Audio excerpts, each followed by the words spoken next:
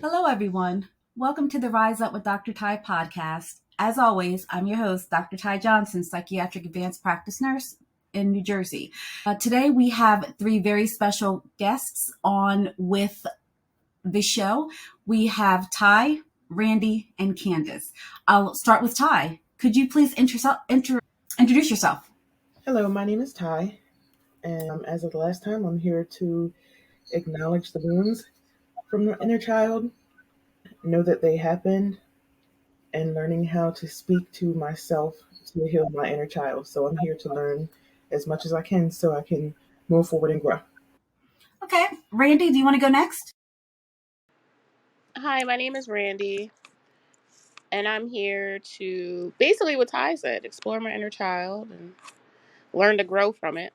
Awesome. Cool. Candace, how I'm about you? Candace. I'm looking to just gain some insight and learn how to heal my inner child as well. So today's format is going to be a little different. It's what we would call in the industry a psychoeducation group, meaning that I'll be providing education and we'll be working on skills while we're in the group.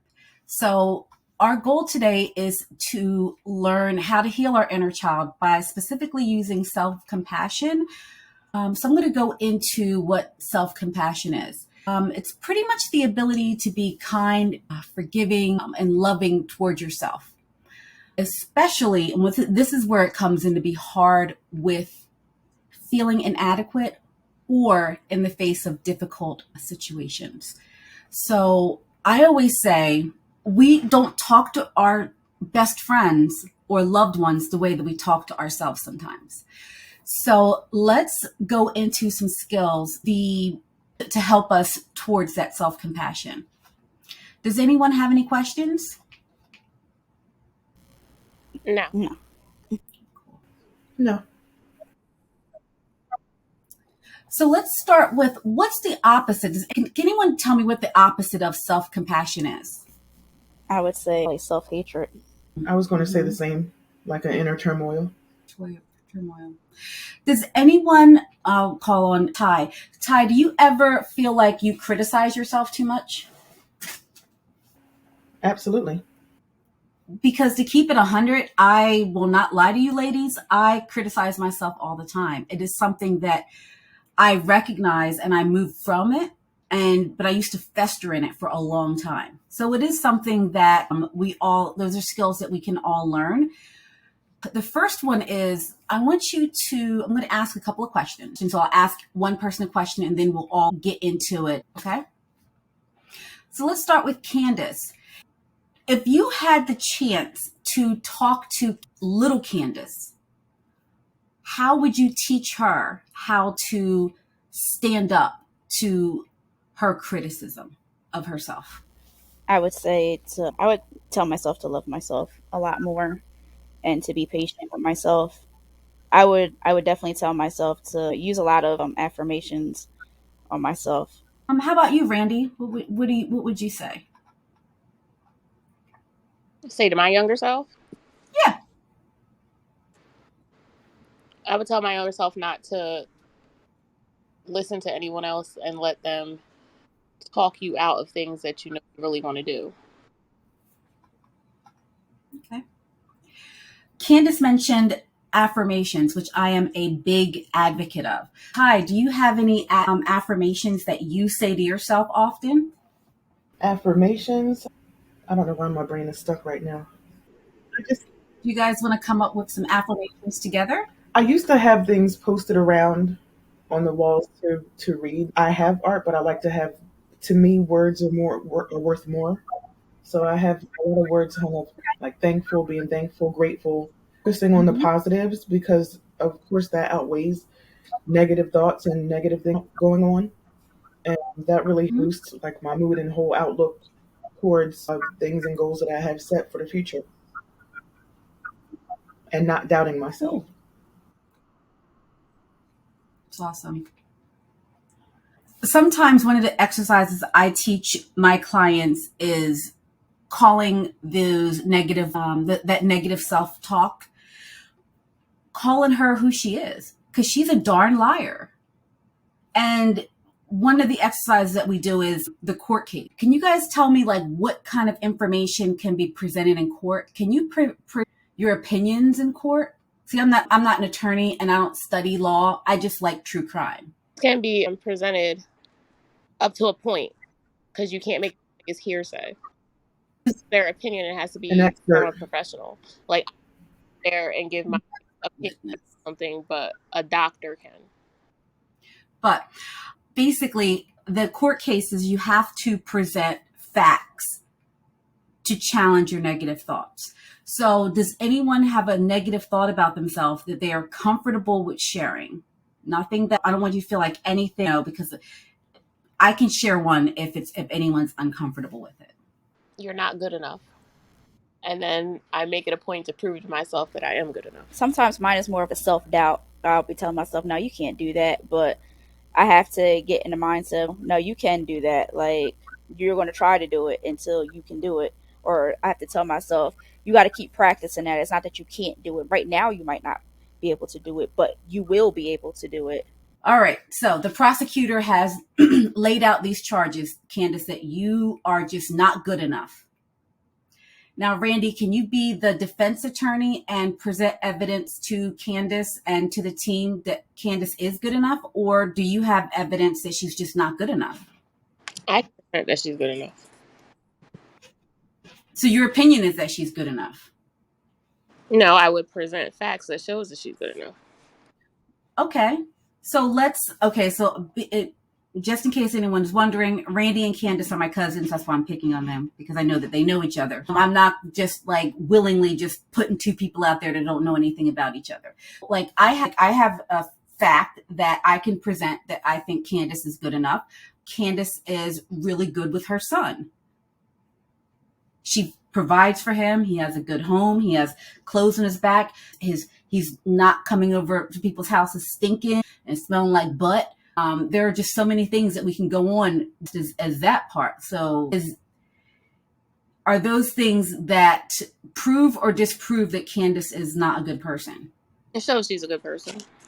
Yeah, she's a good person.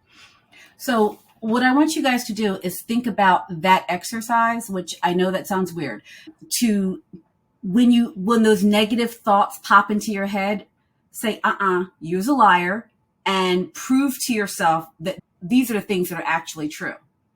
So does anyone want to give an example of a thought that they have and then a way that they can disprove them? Because if not, I have one that I use all the time. That I am not a good provider. I worry about that. That is one of the ones that pops into my head when it hits me when I am in the middle of a session and I'm stumped. And then I have to tell myself, wait a second, you have a decent sized practice. You have clients who depend on you. You are making a difference in these people's lives. You have your education. You have your certifications. You don't have imposter syndrome. And then I start having to talk myself into being able to appropriately help this person. Because with anything, we all have those situations in life where we're like, oh, I can't do this anymore. I just want to take my head, put it in the covers, and hop into bed and call it a day. So does anyone have any of those negative thoughts that they find that are challenging to them? Yeah, like if I start to doubt myself, sometimes that does happen. I start to then self-reflect on things that I did accomplish that I thought or was told from other people could not be done, but I was able to successfully do and complete it. So you were able to prove those haters wrong, or prove the inner critic I really inside didn't of care yourself about wrong. what people, their doubt or whatever was. It was more so the doubt that I had within myself that I needed to correct. So just proving it to myself, challenging myself to do better and to focus on myself and not outside traffic, I'll call it. That's what matters the most and the most rewarding. And you all know that I say this all the time. I don't have a heaven or a hell to put you in. I tell my clients that all the time, and they're just like, oh, but you're going to think, I really don't have a heaven or a hell to put you in. And my opinion of you does not matter to you. Yeah, I just had a conversation with one of my cousins out here in Texas, and we were talking about how people will try to throw limitations on you, and they'll try to tell you things that you can't do. And I had to tell him, listen, I'm like, people will tell you things that you can't do because they haven't done them. And, you got to get around people that have done those things, or people that are like minded like you. You have to keep telling yourself, I'm going to do this, and look at where you started from and look at where you are now and see the progress that you've made along the way as well. That's awesome. When I came downstairs earlier today, I wrote down on a sticky note because I was going to talk about it later on, and here we are. And I was thinking, like, and I wrote down this question: whose vision was it? Meaning things that I had planned for my future. Whose vision was it? And I also wrote down, do not expect for them being anyone, my family. Sorry about the, my cat's going crazy right now. Do not expect for them to see your vision. It's not meant for everybody to see your vision because it's being done through you, not through them. So just having faith that whatever dream or vision that you have is yours. I'm responsible for that. I'm responsible for driving that to the finish line. Exactly. Mm-hmm. That was the same thing I was telling my cousin earlier. I was like, whatever vision you have, it's solely your vision, what you through your eyes, and because nobody else has your set of eyes, they can't see what, and it's not meant for them to see either. Whatever they have set in their mind is solely meant for them to see and for them to Exactly. accomplish. That's awesome. Especially if you're able to like have these honest conversations with our friends and family, because do you find that you get positivity or negativity when you talk about these things with your friends and family?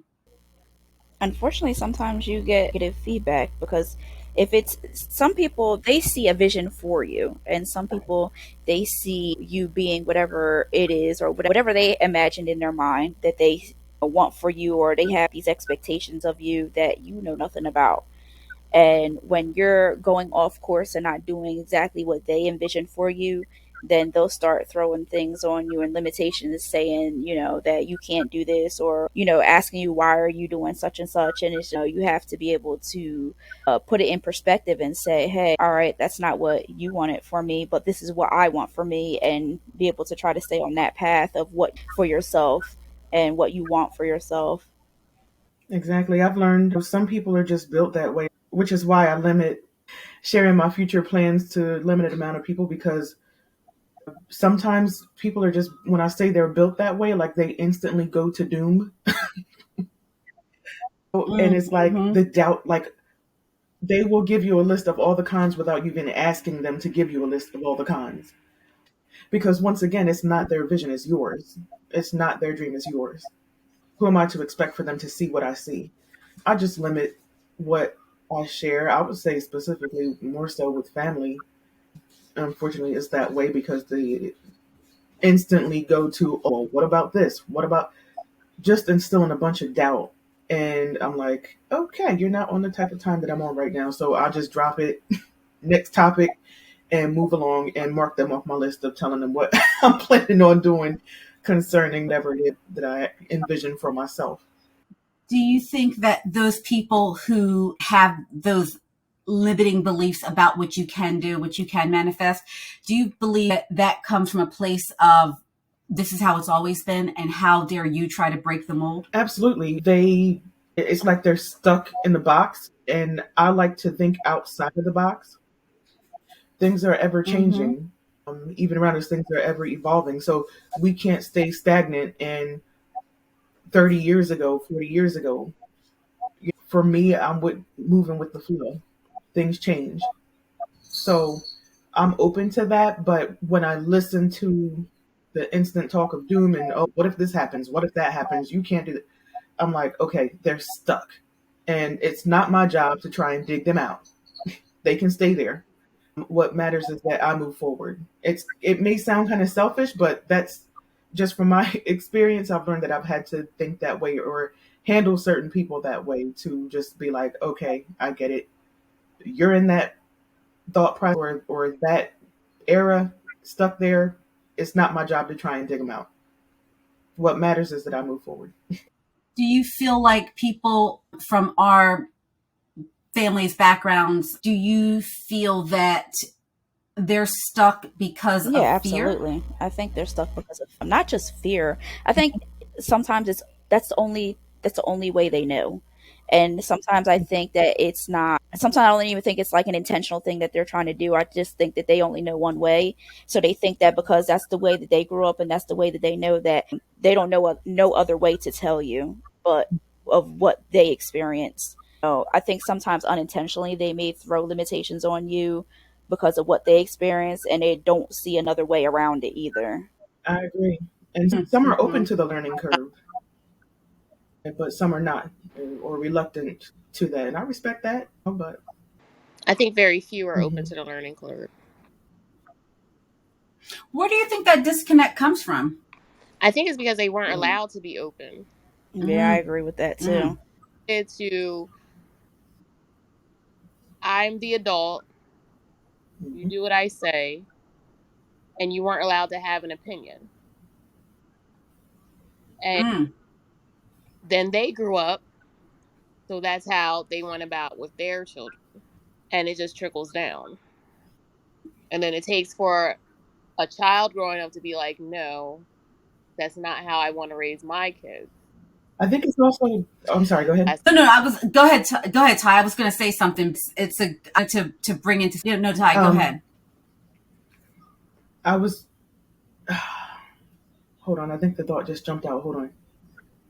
I think. Oh, okay. Here it is. Randy, I totally agree.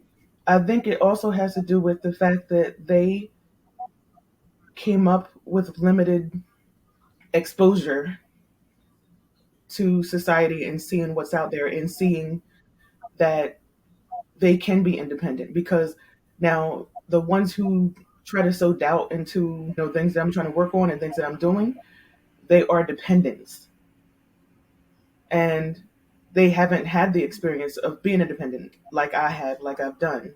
So it's like they just cling on to, how are you going to do that by yourself? It's just you. It's just you. Like, what? And I'm like, okay, I can't have that mindset. I can't have that same mindset. So honestly, as I grew older, as I grew up, I had to unlearn. And I believe I touched on this on the first part one of Healing Your Inner Child. I had to unlearn a lot of things, because that's where a lot of the self doubt came from. That's where it stemmed from. I like that concept of unlearning. That's definitely something that a lot of us would benefit from, is unlearning some of the things that we have learned growing up, because that's a lot of what our inner child has grown up and seen. So, what I was going to say is about generational change and breaking the generational curse. Have you guys heard of that concept of of Absolutely. generational Oh, curses? absolutely. Absolutely. So, if you think about it, I'm the only Gen X on the panel today, and then everyone else is a millennial. Do you feel that being a millennial and seeing the changes in technology, seeing the world shifting the way that it has, seeing all these things has made you stronger and more resilient to adopting change? Absolutely. And the thing is that I feel that our generation is more open to change. We're not we're not in a shell. We're not stuck in a mold. Because like I was saying earlier, like, things are ever changing. So we can't just be stuck in how things were 15 years ago. We have to roll with the Mm-hmm. punches. We have to roll with it. I know I've had to unlearn that there is one way of doing things. I had to unlearn that and learn that there is more than one way of doing things, and learn that, just because somebody does it one way doesn't mean that, the way that somebody else does it is wrong. It's just a different way of doing it. One thing that I had to unlearn was when you have this is just having conversation with people all day long. I talk to people all day long. One thing I tell myself is, Ty, you have two ears and one mouth, so listen twice as much as you speak. With my job, it's very helpful. Growing up, I was talked at and not listened to. Does anyone else have that situation from their childhood where their parents didn't, or people just didn't talk to them, they talked at them, and that your opinions didn't matter? Oh, of course. I learned early on to keep your opinions quiet. And when an adult speaks, you just agree, even though you know it's wrong. Your opinion is wrong. Your opinion, you can, make a change, but there's no changing their standpoint on Mhm. anything. They will not be persuaded at all. Yeah, I've learned as a child you can't say nothing to an adult. So, Like, even if they're wrong, you can't tell them that they're wrong either. you know, Like, you just gonna shut up and listen. I'm the adult, you're the yep, child, because period. Yeah. I'm sure you guys have heard this, but it's pretty well known, like, lore in my family, that when I was like maybe 12 or 13 years old, I said out loud, I am the smartest person in this house. And there was a reason behind it. There was a discussion. My grandfather had a girlfriend, and she was literally talking about Nostradamus being in the Bible. And in my head, I'm like, what is, her and her friends were all cackling and everything. And I'm like, what is wrong with these people? Nostradamus wasn't in the Bible. And it was at that very moment that I realized that these people don't know a darn thing. And let me just walk my behind upstairs and keep my mouth shut, because having a conversation with people who, with them as a child, I realized was not going to be beneficial to anyone involved. Can we put her on the stand? Huh? Like, where's her evidence that Nostradamus was in the Bible? We're talking about the same people who, okay, we have to remember that when I was younger in the 80s, the internet wasn't a thing. So I couldn't go and, like, I had to go to the library to prove her wrong. And this is in the evening. No one was taking me to the library to prove this woman wrong. So I guess I learned then that there was no reason for me to stand my case. And it's a sad thing that I learned not to defend myself, because it's a decision that took me through high school and college where those situations happened and I just didn't defend myself. Even though I knew I was right, I didn't defend myself. I was like, oh, okay, I'm just, Do you think whatever. that was like a method of survival? Oh, in that household, absolutely. It was, I mentioned it before, I grew up in a very toxic environment with people who,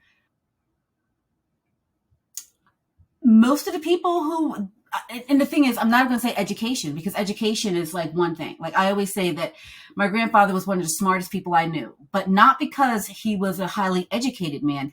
He just, like, had a lot of common sense. But he's the other people who were in that house or who were around me at the time, they really didn't have a lot of common sense. And then behind it, there was a lot of personal mental health issues that weren't being addressed. And a lot of situations where it was like, okay, yeah, as an adult, I can look back on those times and say, yeah, that was definitely bipolar disorder, major depressive disorder. I've pretty much been able to, offer a DSM-5 diagnosis to, like, majority of people who I'm talking about now. And if they're listening, you know who you are. I'm not even going to cover it up. You know who you are.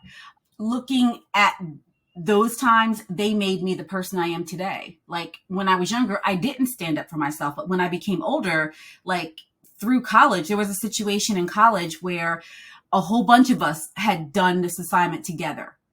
And the TA had said she noticed that all the answers were the same. And instead of people, like, admitting how we did the assignment, they were just like, oh, everybody did a problem. And then we copied off of it. And then she just copied off of the rest of us. I did not stand up for myself. I could have got kicked out of college for that. But I didn't stand up for myself that day. And I was so angry with myself. And I had to get a 0 on that assignment because I was the only person who didn't stand up for herself and then say, oh, this is what happened. And that was the last time, though, that I didn't stand up for myself when a situation came up like that, because it could have ruined my life.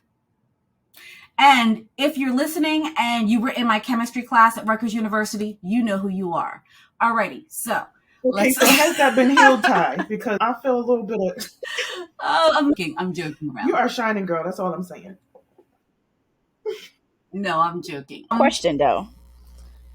So, do you think that What's up? if back in the day, because back in the day they did not emphasize mental health like they do now. So, do you think that if they emphasized, mental health back in the day, that things would have been a little different with like the adults in our lives back then?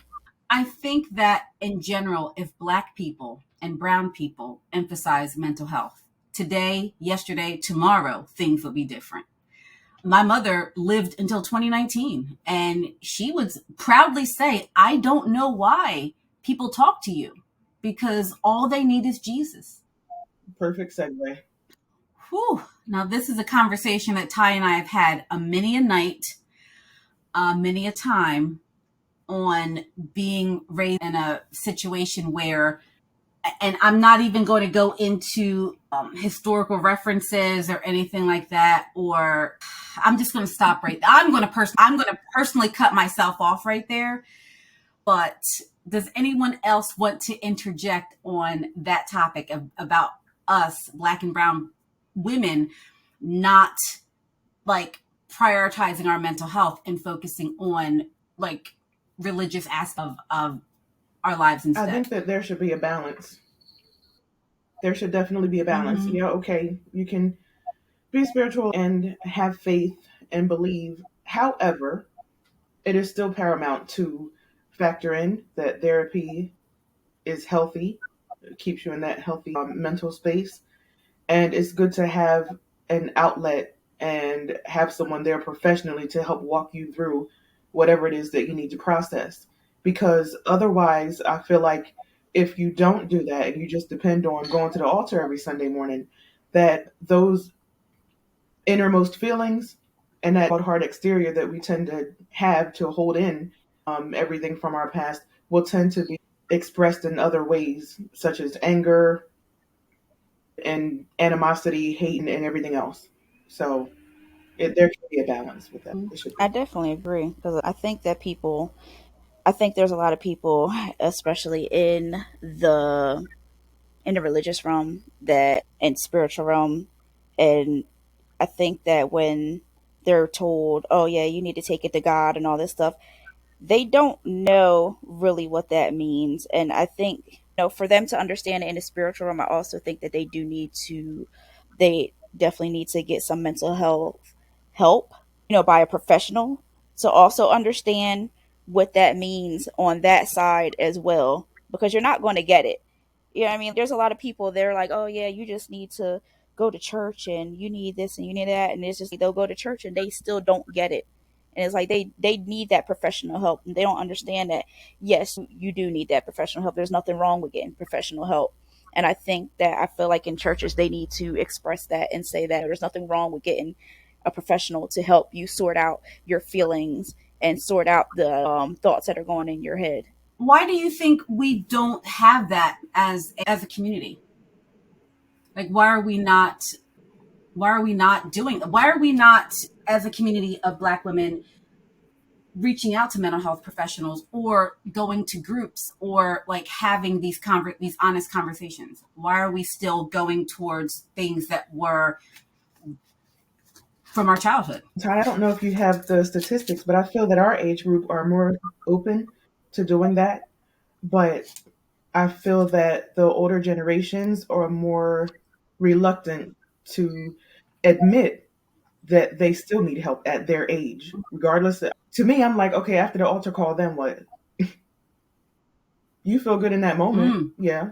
But when you get in the car, go home and go right back to you that you said you laid your burdens down, but those burdens are still there when you get home. Then what? I don't care. You can go to shut in for 48 hours, whatever. I've done it all. Even as a child, we were forced to stay inside on the weekends. But I'm not trying to be funny, but it didn't help anything mental health wise, emotional wise, as far as healing within past hurt or pain or whatever things that happened. That's what I think it is. Trying to get in through that hard exterior that they have to make them understand Mm. it's okay to seek help, to go to group, to express your feelings. I think some people feel ashamed too. They feel as though they're weak. Yeah. And I think Hmm. that's another issue. Yep. It's like a form of weakness going to therapy, having a psychologist or psychiatrist. They feel as though that's a form of weakness, seeking help. What I try to teach my clients is if you look at it like if you had cancer, would anyone say you were weak by going to get chemotherapy? Mental and physical health care are equal. So the big thing that we can do is remind ourselves that it's not weak to go to a group, elicit the help of a therapist, go on medications, because you are would be surprised of how many people out there who I see, and it will take years for me to convince them that, hey, you know what, sis, you need to be on medicine. I'm not trying to even be funny. Let's figure this out. Where do you think the stigma from? Do you think it comes from the church? That why we have the stigma regarding I think part of it is getting help? because in their world, it's everybody else but them. In their world, it's the enemy. The enemy. Wow. Okay. It's the enemy that's coming against them. They don't see the fact that they have some fractures that were never healed, but Mm-hmm. they point the finger to everything else. Now I have a question. What's wrong? And this is always something that I've questioned. Like, what is wrong with getting help? Or the stigma of, oh, I'm crazy. You know what I mean? Like, oh, you're crazy if you go get help. People look at it like that, and they don't want to be thought of as, oh, I'm that crazy person, or I'm psychotic, or anything like that. Like, it's the shame factor. They don't want to feel shamed in that type of way. And they don't realize you don't really have to tell anybody that you went out and got some help. You don't got to tell anybody, or it doesn't even matter what anybody thinks, as long as you're healed, and it's benefiting you in a positive way. But people look at it in a negative form. Also, I think I totally agree on Randy and Candace about being embarrassed, and also I feel that when help, I think, is probably their trigger word because it Mm. makes them Mm. feel as though they couldn't handle it. Oh, you couldn't handle it. You couldn't handle it. Handle life under pressure. Like, what's wrong with you? You're weak. I've always wondered why depression or anxiety was considered weak. That's always been like a question that I've had. Because if you look where we are, like, so back in, if you look at the number, 8.3, like around almost 8.5% of adults in the United States have had an episode of major depressive disorder. These are statistics from 2021. I can't imagine how much harder it's gotten, like dealing with COVID, dealing with isolation, dealing with so many changes that have occurred in our, like, look at the, I don't want to say look at the economy, because there are jobs out there, but look at the economy. Look at the interest rates. Look at the the different measures that we look at in order to gauge the health of the economy. Yes, the stock market is doing great, phenomenal, wonderful. The jobs number is good, but are those real jobs numbers, or are they like reflected? What's going on there? How is it weak when you didn't come into a generation where a high school diploma and a single person income can get you a house and a car and 2 vacations a year and have a family of 4 be okay? How is that weak when our generation raised with that? We It's always was a joke around, like when I was younger, that my generation would never be able to retire. That the big joke is we'll be sitting at the computer one day, or we'll be at work and someone will just push us out of the side and then get down and start working, because that's just something that we've always believed.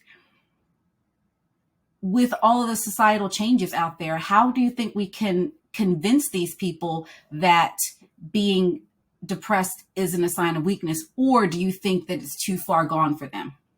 I think a part of it also has to do with ego, Ooh.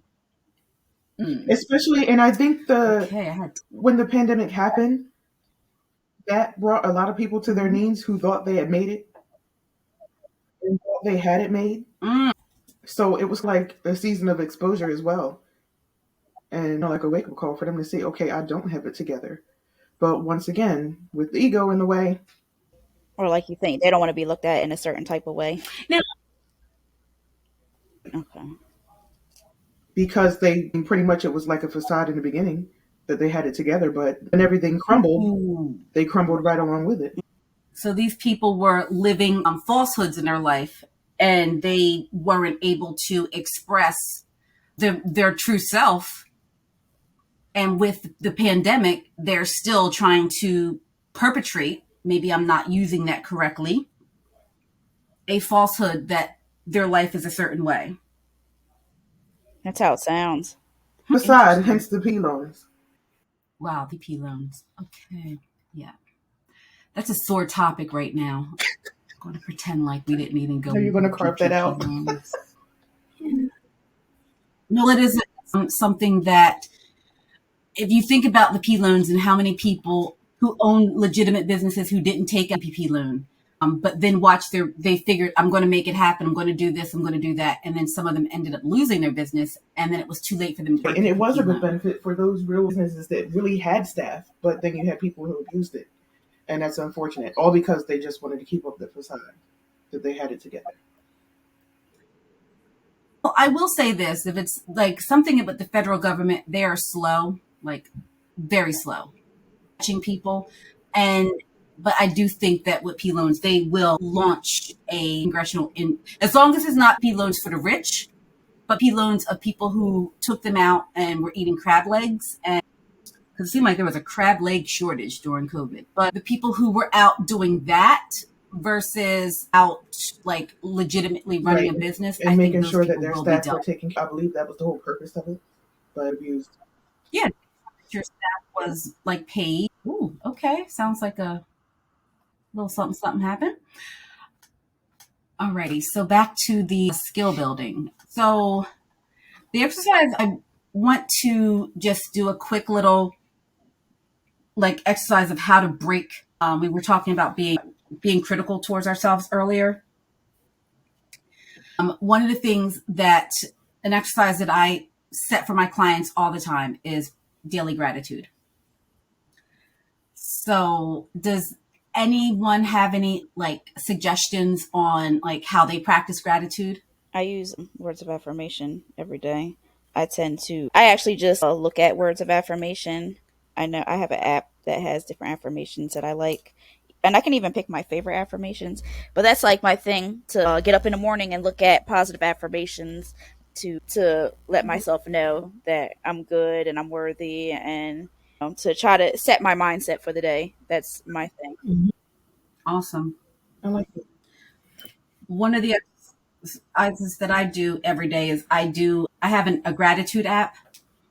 And what the gratitude app is, like, it gives me like a question, like name a person in your life that you're grateful for knowing, or an experience. So I write down my different gratitude exercises each day.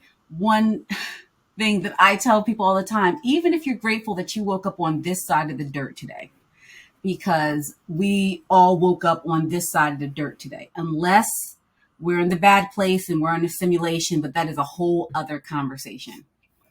Does anyone know what mindfulness is? So it's like staying present, staying focused on now. A lot of people who have issues either live in the past or live in the future. They're constantly replaying things in their head about the past, or they're constantly worried about the future. Stay present. Sometimes these thoughts will come to your head and you're like, all right, I acknowledge it. I don't engage into it. So an exercise that I have for my clients to stay focused, like if they're having problems with worrying, I have them do the worry tree exercise, meaning that they're allowed to worry about all the things they want to worry about, but they have to do it on a worry tree. And here's the best part, you have to set it to a timer. And you'd be surprised when I tell people you have 30 minutes a day to worry, but you can only worry on your worry tree. And so the worry tree exercise is you have something that you're worried about. So say that my worry is I'm worried about growing gray hairs. All right. So the question you ask yourself, is there anything I can do about it right now? And the answers are yes or no. If the answer is yes, you do it. If the answer is no, you stop worrying about it. So Can I sit around and worry about getting older and the fear of gray hairs coming in?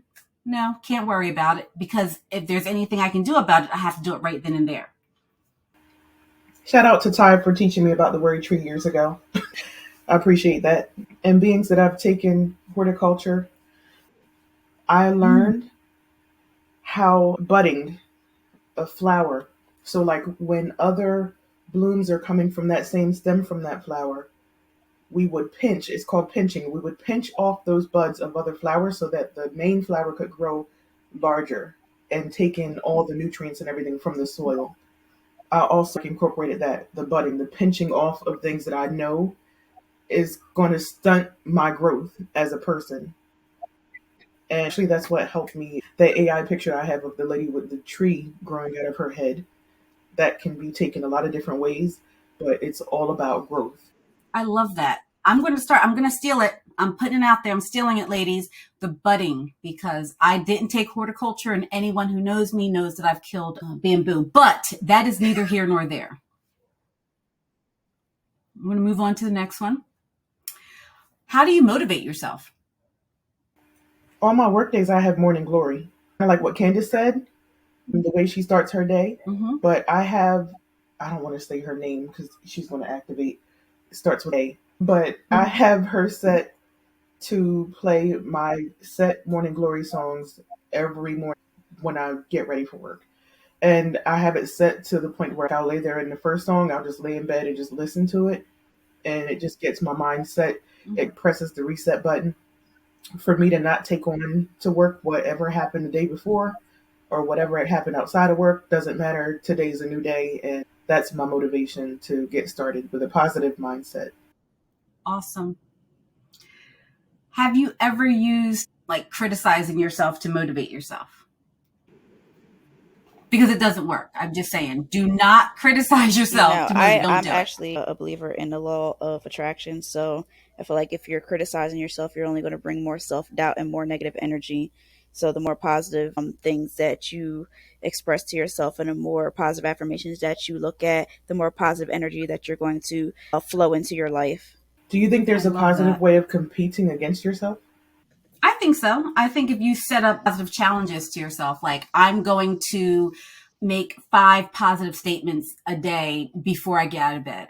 I'm going to motivate myself by, I'm going to journal 5 pages a night before I go to sleep. Definitely. Those are positive. Yeah. Definitely. And then you'll actually see the things manifesting that you're actually, writing down, especially if it's a goal setting type of thing. You'll actually see the things start to manifest into your life. So yeah, I definitely like that idea. Love it. Yeah, I love that. Alrighty. What I wanted to do is to end our session today with, because Candace had mentioned words of affirmation, and I do. I find that words of affirmation are amazing. So I'm going to open up